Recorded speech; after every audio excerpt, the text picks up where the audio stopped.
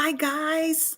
It's so good to see you. We are almost with the book. I am so excited to see what happens. We're going through to the end today. Oh, I forgot. We have our last author's question. Wait, aren't you also the Animorphs lady? Guilty as charged. I co-wrote that series with my husband, Michael Grant, and we are so delighted and humbled that its readers continue to reach out to this day. Seriously, guys, thanks for reading. Shameless plug, a beautiful graphic novelization of The Invasion came out on October 6th. The artist, Chris Grind, did a wonderful job. So if you haven't read the Animorphs, you might want to try the Animorphs. All right, are we ready to see what happens? Chapter 43.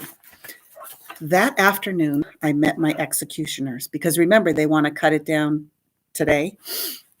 Not having teeth, I'd never really understood the fear people have of dentists. I've overheard conversations where the words root canal and cavity were used, but in tree world, those have different meanings. After seeing the tree cutters and their equipment, I understood. When a truck carrying powerful chainsaws, along with something ominously called a stump grinder, shows up, well, you know you're in trouble. Mind you, an arborist is a great friend to trees. We need our limbs trimmed just the way you need to cut your fingernails and hair, although for us it's only once or twice a year, and it's called pruning. I always feel especially elegant after a good pruning. But pruning is usually done with special shears that look like giant scissors or with a small saw on a long pole. Stump grinders are generally not part of the plan. It didn't help when three men wearing orange hard hats went to Francesca's door and announced they were from Timber Terminator's Tree Service. I'm going to make a deposit on those silly hats, Bongo muttered. No, Bongo, I said, although the idea was tempting. Let's wait and see what's what. Maybe they're just here for some pruning. You really are an optimist. Francesca walked the men over, this time without Lewis and Clark, and they discussed costs and timing. That's right, they talked about cutting me down even as they enjoyed the shade of my lovely limbs. Talk about insensitive. One of the men, he introduced himself as Dave, climbed a ladder to inspect my hollows. Agnes, Harry Spiders, and Big U eyed him warily, ready to defend their babies. You've got some critters here, ma'am, he reported. Yes, I know, Francesca said, every year like clockwork. Bongo flew up to a spot near Angus. Just one deposit, she said under her breath. That's all I'm saying. Situation like this, we generally advise cutting in late fall, less likely to disturb any nests. I've got that covered, Francesca nodded, hands on hips. Animals and birds hightail it out of here every May 1st. Wishing Day, you know. Dave scratched his stubbly chin. Wishing Day? People make wishes. Put them on the tree. Animals and birds don't like all the noise. If you could do this tomorrow afternoon, the timing would be perfect. You work on Saturdays? Sure do, Dave shook his head. Wishing Day, he murmured. Now I've heard everything. Francesca nodded. She patted my trunk. Yay, craziness. I can't believe I put up with this as long as I have. Chapter 44.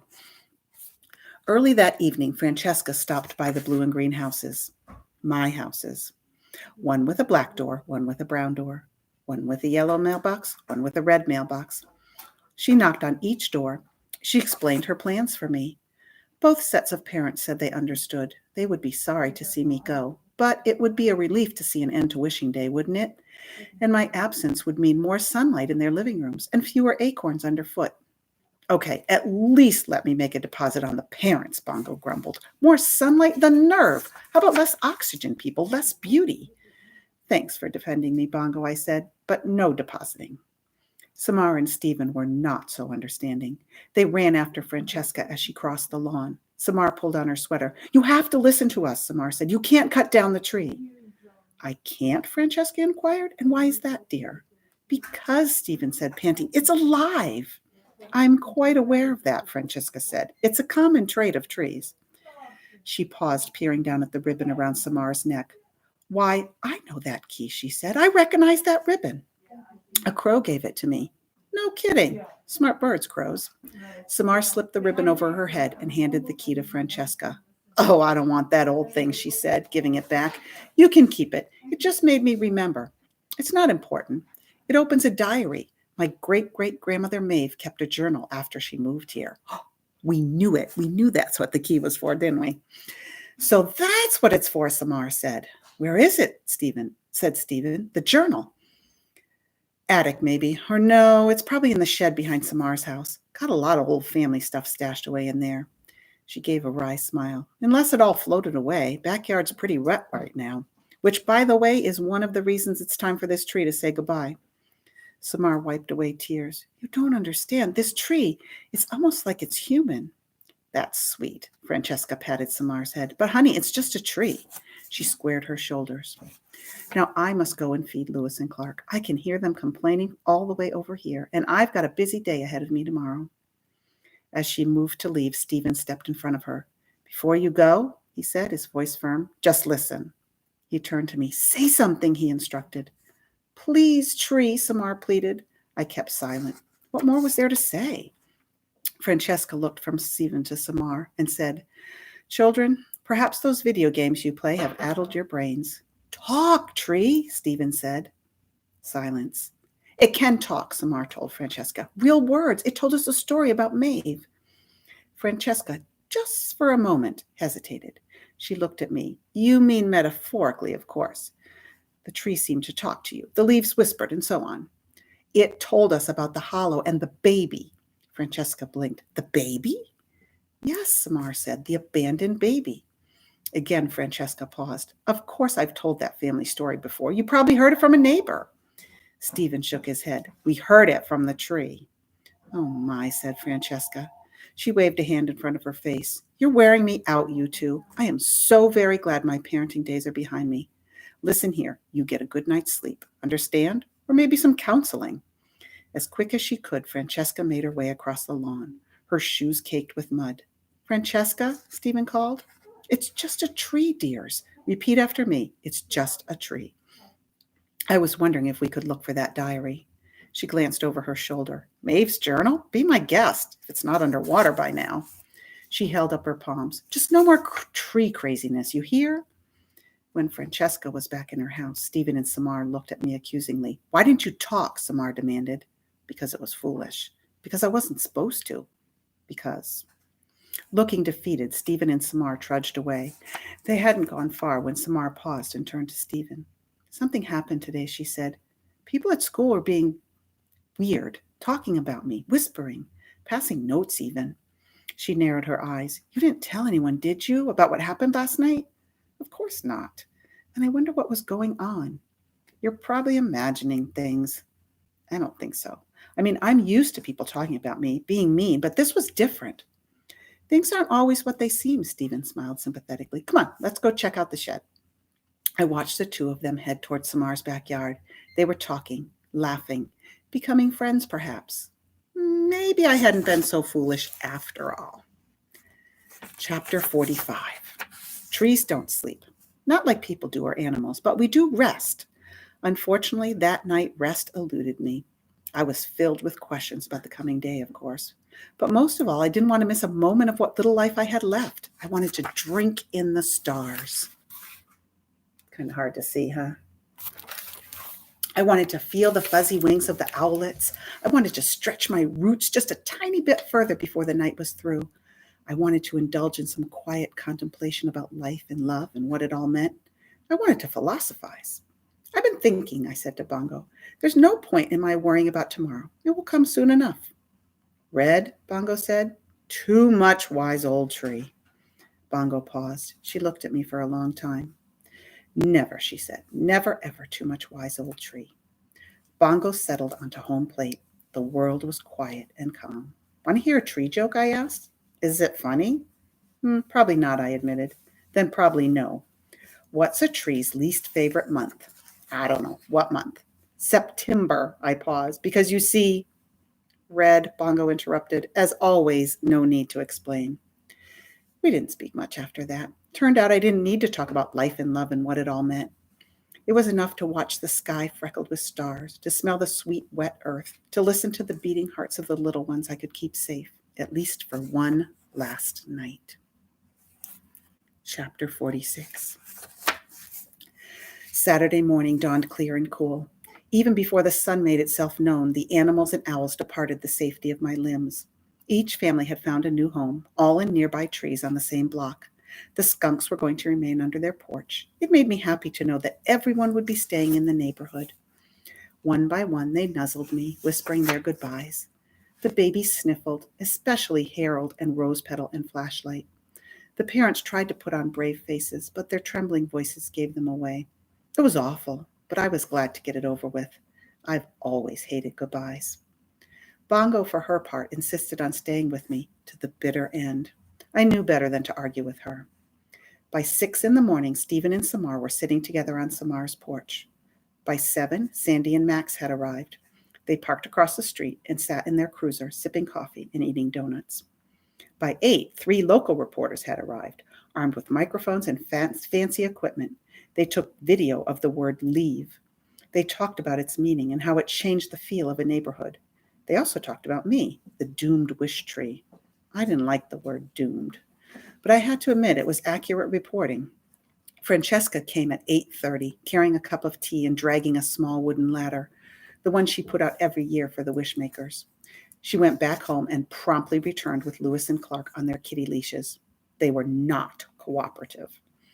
And then the wishes began. A toddler on her dad's shoulders, reaching high, an old woman aided by 2 young girls, neighbor after neighbor, many of whom I'd passed by over the years. Wish after wish after wish, some on scraps of colorful fabric, many on paper tied with a ribbon or a string, a few socks, 2 t-shirts, and 1 pair of underwear. At first, people came in small groups, or one by one. But then something changed. The trickle of people became a deluge. Many of them were kids from the elementary school, but there were parents and teachers too. A dozen kids, 50, 100 and more. Each person seemed to be carrying an index card. Each card had a hole punched in it with a piece of string looped through the hole. Stephen high-fived many of them, hugged his principal, waved to his teacher. Samar just sat on the steps with her parents, a quizzical expression on her face. One by one, the children tied their wishes to me. The principal and assistant principal, janitor and teachers all helped. My bows had never been more laden. My heart had never been more hopeful. Because as each child, as each neighbor, as each stranger placed a wish upon me, they looked at Samar and her parents and said the same thing. Stay. That's nice. Chapter 47. Within an hour, I was covered with the word stay. Extra wishes lay on the ground beneath me, piled like blossoms. Wishes made their way onto the porches, the railings, the sidewalk. After 216 rings, I thought I'd seen it all. Turns out, you're never too old to be surprised. Soon it became clear that the stay wishes had been Stephen's idea. With the help of his teacher, Stephen's whole class had secretly worked much of the previous school day making the index cards. Word spread quickly about the project. Before long, the whole school had joined in. So this was your idea, Samar asked Stephen. I had a lot of help, he said. It's a miracle we kept it a secret from you. Samar looked over at her parents. I don't know if this will change anything, she said. Stephen looked over at his parents. Me either. Thank you, though, Samar said, for trying. Stephen started to reply, but just then the timber terminator's truck pulled up. The end of my story was coming. Well, it had been a beautiful story. How lucky was I to have seen a day like today. But Stephen and Samar weren't giving up so easily. They ran straight to Francesca, who was busy untangling the kittens wound around her right leg. Please, Samar begged, you can see how much people love the Wishtree. Please don't cut it down. Child, Francesca said firmly, it's time. Stephen pulled something from his jacket pocket. It was a small leather-bound journal. So you found it, said Francesca. In the shed? Yep, said Stephen, handing the worn diary to her. It's a little damp, said Francesca. Samar pressed the key, its long ribbon dangling, into Francesca's palm. You should read it. Maybe someday. How about now? Stephen urged. Francesca sighed. You children need a hobby, you know that? She put the key in the silver lock, and the journal clicked open. The pages were yellow, the ink faded. Let me guess, it's about a tree that can talk. Actually, it's about this neighborhood, Stephen said. It's about us. Please, Samar said. Dear, it won't change anything, Francesca said. Please, Stephen said. Oh, fine, Francesca rolled her eyes. Gotta wait for the tree guys to finish getting set up. Sure, I'll glance it over. Maybe then you'll leave me in peace. Dragging Lewis and Clark behind her, Francesca went to Samar's porch, sat on the top step, and began to read. Chapter 48. It isn't easy cutting down a big tree. It takes careful planning and people who know what they're doing. I'd seen neighborhood trees cut down. I knew how things went. While Sandy and Max moved people to a safe distance, Stephen's parents watched from their porch and Samar's from theirs. Meanwhile, the tree people put ropes around my trunk and consulted with one another. A man and a woman carried over a huge chainsaw, followed by the stump grinder. The grinder looked like a hungry animal. Actually, it looked a lot like a hungry animal. All those critters gone? Dave called to Francesca. Haven't seen any, she answered. Dave climbed a ladder and peered into my hollows as well as he could. He didn't seem to notice Bongo, who was hiding deep in the owl's former home. I sat patiently awaiting my fate, while around me the world buzzed. A huge crowd filled with old neighbors and new friends had gathered, it seemed, to see me off. Near the curb, some kids were making music. I don't know if it was good music, but it was most definitely loud music. I realized it was the garage band Bongo liked. The whole thing was like a party, a going-away party. There it was surrounding me, my wild, entangled, and colorful garden. It wasn't such a bad way to leave the world, I decided. Not bad at all. Chapter 49. Dave had a megaphone, and through it he reminded the crowd to stay behind the barriers that had been erected. This is a big tree, folks, he said. And when it goes, we don't want anyone else going with it. Bongo, I said in a voice only she could hear, you need to get to a safe place. You heard him. I'm a big tree.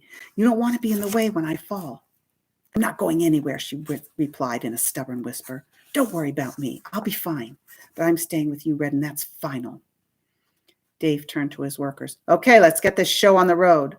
Please, Bongo, I said softly but urgently. The saw moved closer. I waited, expecting to hear the painful roar of the chainsaw engine. Instead, a small but intense sound filled the air, something like a puppy growl mixed with a kitten hiss. It was a baby possum. Darting through the huge crowd across the muddy lawn, past Dave and his crew, around the massive saw, beneath the stump grinder, and finally, triumphantly up my trunk, was none other than Flashlight. He climbed straight to his former hollow and settled there, his tiny head poking out. He was panting and trembling and hiccuping, but he did not seem to be in any danger whatsoever of fainting. I missed you, Red, he said in a voice so small that only Bongo and I could hear it. Hold off on the saw, Dave yelled. Some dang animal just ran up the trunk. Bongo popped out of her hollow. Flash, she hissed. You can't be here. It's dangerous. They're about to... You know. You're here, Flash pointed out. Across the grass streaked hairy spiders with her other babies trailing. She went straight to the possum hollow, where she proceeded to scold Flash as she snuggled him closely. In the sky, little Harold suddenly appeared, frantically flapping his wings like a fuzzy butterfly. Angus and the rest of her brood followed. They settled in their old home as though they'd never left. Bongo moved to home plate to make room for the owls.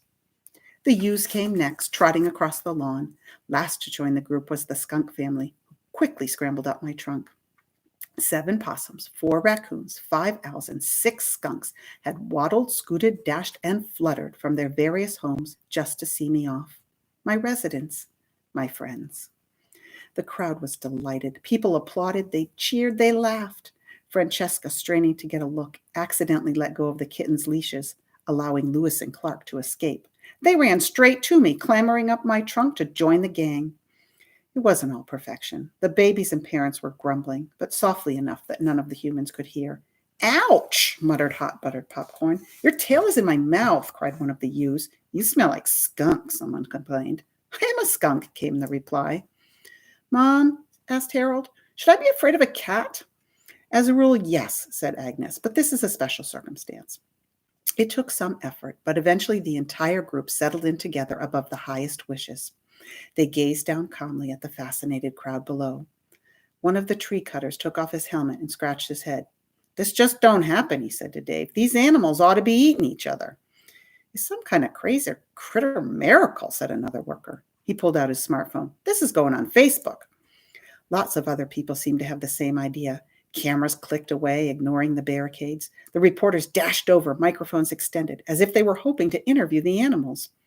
Bongo, always a bit of a ham, was happy to comply. "Chip, please," she said to the microphone waving beneath her. Oh, check it out. Look. That's an awesome picture. I think that's my favorite picture of the whole book. Dave gestured helplessly at Francesca. "What is up with the menagerie, lady? How are we supposed to cut this tree down?" Francesca, wiping away tears, stood. She put her arms around Stephen and Samar.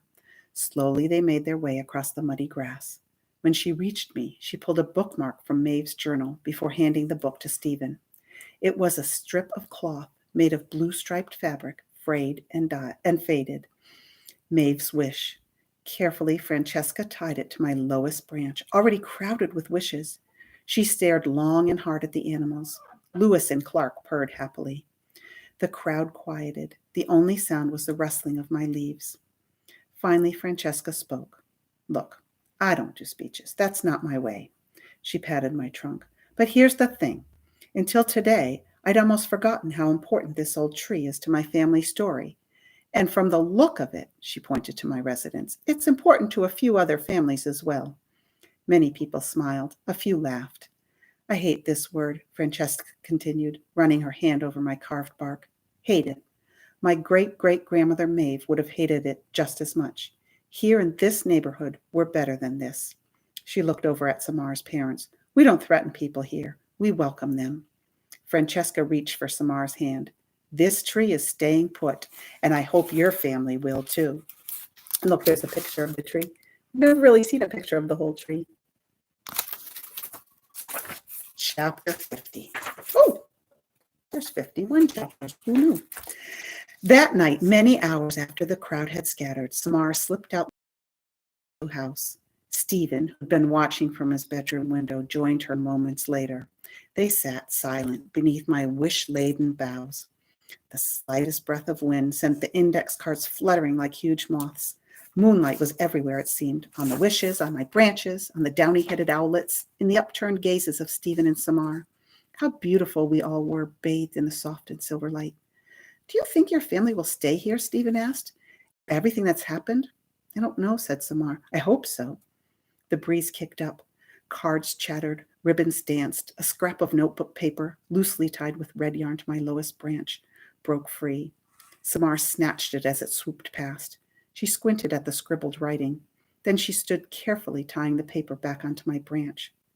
"What was the wish for?" Stephen asked. "An invisible robot that does homework." "Seems unlikely." "True," Samar leaned against my trunk and smiled. "But then, so does a talking tree." Chapter 51. If this were a fairy tale, I'd tell you there was something magical about that wishing day, that the world changed and we all lived happily ever after. But this is real life. And real life, like a good garden, is messy. Some things have changed, some things haven't. Still, optimist that I am, I'm feeling hopeful about the future. Samar's parents decided not to move, at least not for a while. Stephen and Samar have become good friends. Sometimes they do their homework at the base of my trunk. Their parents still don't talk to one another. I'm not sure they ever will. The police never found the boy who carved leave into my trunk. But a couple of weeks ago, I saw him sauntering by. I pointed him out to Bongo. Let's just say she made a very large deposit on that day. All my residents are back where they belong, safe in their hollows. They still argue sometimes, but they haven't yet eaten each other. Francesca applied to the city to make me a heritage tree. That means I'm protected forever. She's also on a first-name basis with a local plumber who's learning to deal with my pushy roots. Lewis and Clark still haven't figured out how to walk on leashes. Bongo's made a new friend. His name is Harley Davidson. I suspect we may have some crow newbies in our future. As for me, I promised Bongo I would never be a Budinsky again. I told her my meddling days are over. And yet, here we are, you and I. What can I say? I'm more talkative than most trees. Still, if you find yourself standing near a particularly friendly-looking tree on a particularly lucky-feeling day, it can't hurt to listen up. Trees can't tell jokes, but we can certainly tell stories. I like that one a lot. That was really good. I hope you liked it too. And I'm going to give you a quick preview of our next book. It's called Harbor Me. And I'm going to read you the description. It's by Jacqueline Woodson. It all starts when 6 kids have to meet for a weekly chat by themselves with no adults to listen in. There in the room, they soon dub the ARTT room, short for a room to talk. They discover it's safe to talk about what's bothering them. Everything from Esteban's father's deportation, Haley's father's incarceration, to Amari's fears of racial profiling, and Ashton's adjustment to his changing family fortunes. When the 6 are together, they can express the feelings and fears they have to hide from the rest of the world. And together, they can grow braver and more ready for the rest of their lives. So we will start this new chapter book on Monday at 7 o'clock. And I hope that you'll be here. Talk to you later, guys. Bye-bye.